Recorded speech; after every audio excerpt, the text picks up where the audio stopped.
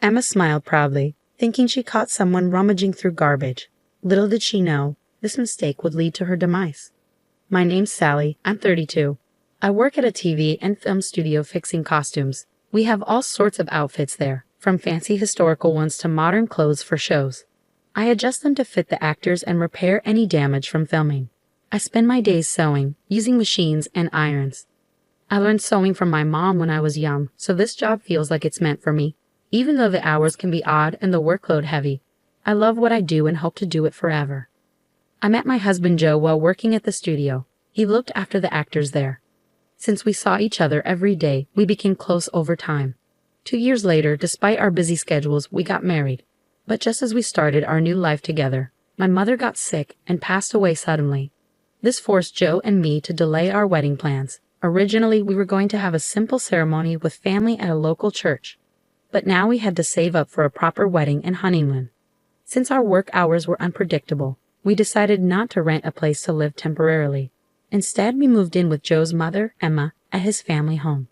Both Joe and I had lost our fathers early in life, so we understood each other's pain. Since my mother was the only parent left for me and Joe worried about his mother being alone, living together seemed like a good idea. I wanted us to get along with Emma, but it turned out to be a nightmare. Emma didn't want to accept me as part of the family. To her, I was like a thief who stole her son. As soon as we moved in, she started harassing me. Emma's criticisms were relentless. She'd point out every speck of dirt, making me feel like my upbringing must have been lacking. I endured her constant nagging, pushing myself to clean until my hands were raw and bleeding. Her standards for chores were sky high. Cleaning, laundry, cooking, everything had to be perfect. If it wasn't up to her standards, she made me do it again without a second thought. And the more tired I got, the worse it got. No matter how hard I tried, she always found fault. I even remember staying up all night scrubbing the sink once. It seemed like she was never happy with anything I did. She insisted I handle all the household chores, and when I tried to balance them with my job by working from home, she only made more demands. Every day felt like I was living Cinderella's story, slaving away at chores. Did you finish the laundry? There's a torn curtain upstairs. Fix it. You're good at sewing, right, Sally? I'm sorry, I have urgent work. Can't the curtain wait until the weekend? I pleaded, hoping for some understanding. What are you saying? If it's left like that, who knows what the neighbors will say? Fix it right away.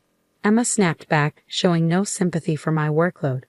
I found myself constantly juggling work and chores, often working late into the night because there was always something to do. Emma seemed to take pleasure in seeing me worn out. She was like a cruel bully, especially when Joe wasn't around during the day. Our relationship felt more like that of a boss and a maid. I did all the housework, but I couldn't easily talk to Joe about it because of my pride. I tried my best to fulfill my duties, but it wasn't just the physical strain that wore me down. It was the constant mental pressure. Sometimes, Emma would invite neighbors over for lunch, and those occasions were unbearable. She would be even harsher in front of them, and I could hear them gossiping about me. Seriously, she's such a terrible daughter-in-law. I have to correct her every single day. My son doesn't see it, but I'm not fooled. She's just so unlikable and clueless. I listened to the neighbors' laughter, feeling like they were agreeing with Emma's harsh words. It hurt deeply, even though chores could be finished. The hurtful words stayed with me. Every day felt like I was reaching my breaking point. If things kept going like this, I feared I might lose my sanity. But it wasn't just Emma. Joe had an older sister, Sarah, who was 38. Sarah lived nearby with her boyfriend and was quite tight with money. She'd often come over for lunch at our place, probably to save on food costs. What made it hard was that she never gave a heads up about her visits. So I couldn't prepare enough food for her. She'd just show up, eat, and leave. And she had this habit of claiming everything as hers. Things at her parents' house or ours, it didn't matter. One day, I finally spoke up, "Sarah, could you please let me know before you take something?" She must have told Emma about it. "Did you tell Sarah not to come over anymore?" Emma confronted me. "What? No, I didn't say that. I defended myself." "So you're saying Sarah's lying?" Caught between Sarah's deceit and Emma's cruelty, dealing with either one alone was already tough. But having to face both of them together made the mental burden even heavier. One day, as I walked past the room where Sarah and Emma were talking, Their voices were loud enough for me to overhear. It's like having a free maid. How nice. I'm jealous. Send her to my house too, Sarah remarked. Maid? Am I not a daughter-in-law? I couldn't help but interject. I had secretly thought of myself as nothing more than a maid, but hearing it said out loud was unbearable. It felt like something inside me snapped. That night, I finally opened up to Joe about how I was feeling. I can't do this anymore. I tried to be patient, but living with Emma is unbearable. Please, I want us to move somewhere else, I confessed to Joe, feeling a weight lifting off my shoulders. After a moment of silence, Joe replied, Okay, we've saved up enough money. Let's find a new place soon. Really? I'll start looking for a place right away, I said, tears of relief streaming down my face. Little did we know, Emma was standing right outside our room, overhearing our conversation. We had no clue this would trigger her strange behavior later on. But from that day forward, the once oppressive days started to feel brighter. I had one dream, to wear a wedding dress that I had made for my own wedding. After all, sewing was my profession. Filled with determination after talking with Joe, I immediately ordered a large amount of fabric online. I decided to focus on making the dress as my new purpose. That's what I resolved to do. I began sewing the dress secretly in my room, away from Emma and Sarah. But one day Sarah, who often popped by unannounced, caught me. Wow, what's this dress? It's beautiful to have your own handmade dress, she remarked. Hey Sally, I'm getting married in 2 months. Could you make my dress too, please? Yes, renting is just a waste of money. I want to keep wedding costs low, so please, she insisted, true to her penny-pinching nature. I hesitated, but since she agreed to cover the material costs, I agreed to make it. I started working on Sarah's dress first, since our wedding was still far off.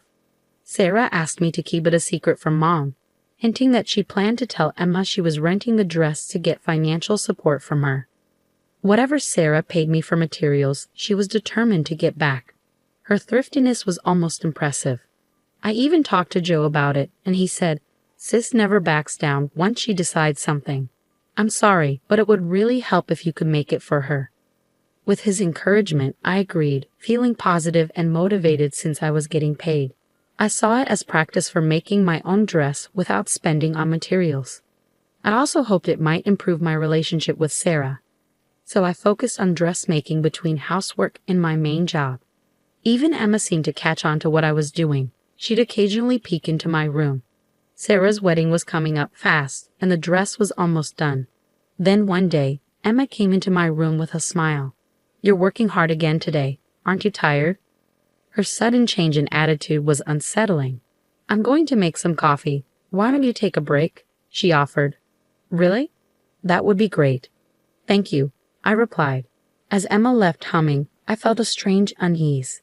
Emma making coffee for me? That was unheard of. Could it be something more sinister? Different thoughts raced through my mind, but I tried not to worry. I got back to work, adding the final touches of lace. The end was in sight. Despite it being Sarah's dress, I found myself putting love into it. Suddenly, I smelled coffee. Emma knocked on the door. Sally, may I come in? She asked. Oh, sure, I replied. The next moment, I was shocked.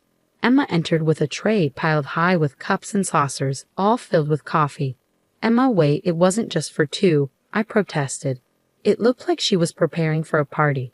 The tray was so heavy her arms trembled as I instinctively moved to stop her from entering further. Oops, Emma pretended to trip.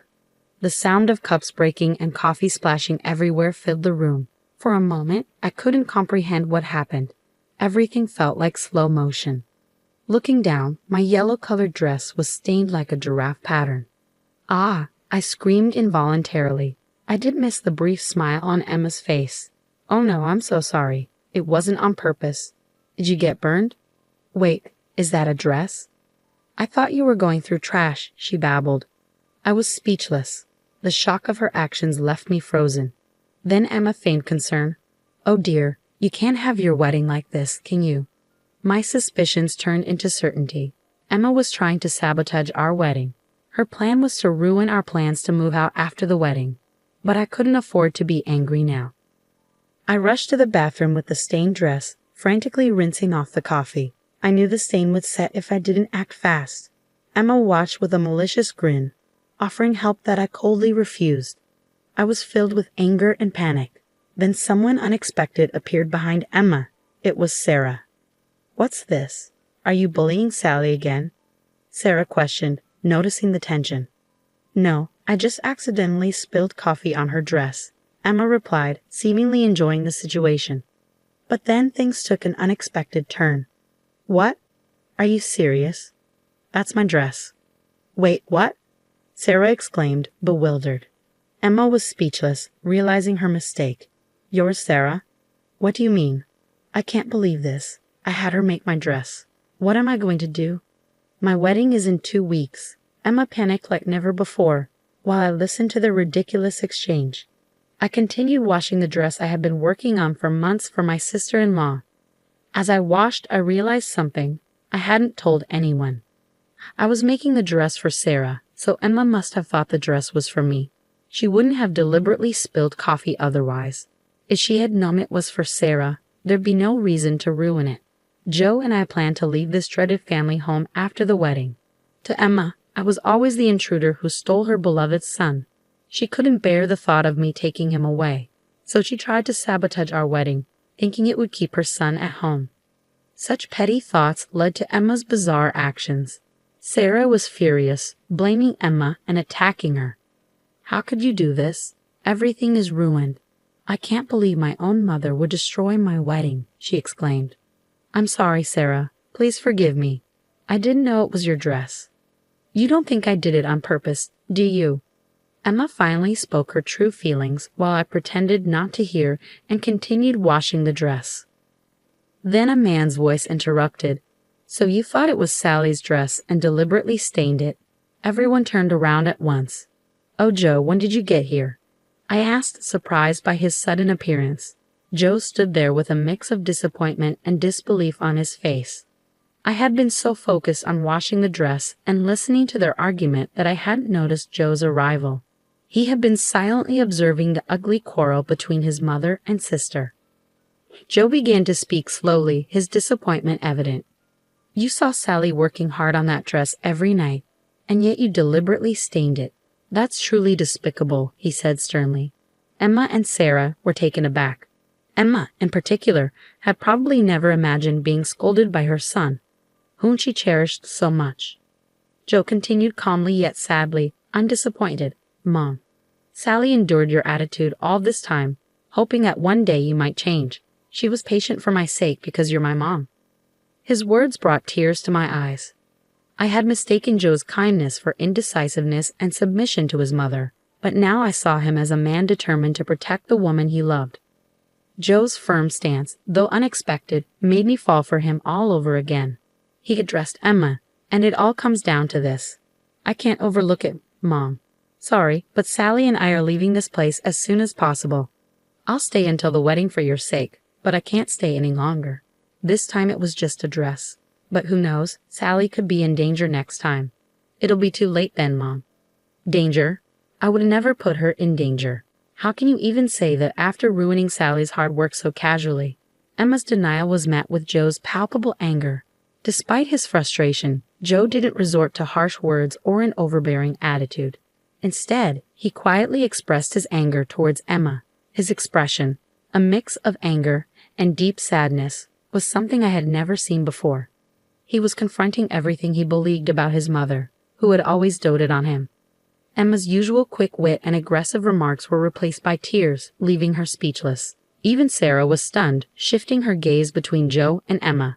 Later, Sarah decided to cancel her wedding, so close to the date, and she wouldn't get any of her money back. "It's not my fault at all. Emma was the one who paid for it," Sarah insisted. So Sarah wasn't losing any money, but Emma seemed to finally regret her thoughtless harassment that had gone too far. The shock of being scolded by her son also left her weakened. But the consequences weren't confined to our house. Sarah's sudden cancellation angered her boyfriend and his family, leading to their breakup. Sarah continually blamed Emma for this outcome. After we left the family home, Emma occasionally contacted us, asking for money. One reason she didn't want us to leave was the financial aspect. While living together, we contributed to the household expenses, but Emma had no income apart from her pension. It seemed she had been relying on our money. Every time Emma called asking for money, Joe refused. "Mom, why don't you work? There are plenty of jobs out there. We need to be independent, you and us. Please leave us alone," Joe pleaded. Despite Emma's pleas not to be abandoned, Joe remained firm. His sense of duty seemed to drive his resolve. Eventually, Emma found work as a janitor, which ironically suited her strictness with cleaning. It was somewhat amusing. Meanwhile, Sarah, after breaking up with her boyfriend and moving back in with Emma, stopped working altogether. She relied on Emma's part-time income and pension. I saw her once, and she was unrecognizably overweight. Joe and I moved into an apartment and are enjoying our new happy life, free from snide remarks and sarcasm. Our life now is blissful compared to our time in that dysfunctional family home. We finally set a date for our wedding, a small ceremony with just friends and colleagues. We chose not to invite Emma and Sarah to avoid any disturbances, especially considering their difficult situations. But that's how it has to be. They brought it upon themselves. I've started making a new dress for the big day. It's going to be much more beautiful than the one that ended up with a giraffe pattern.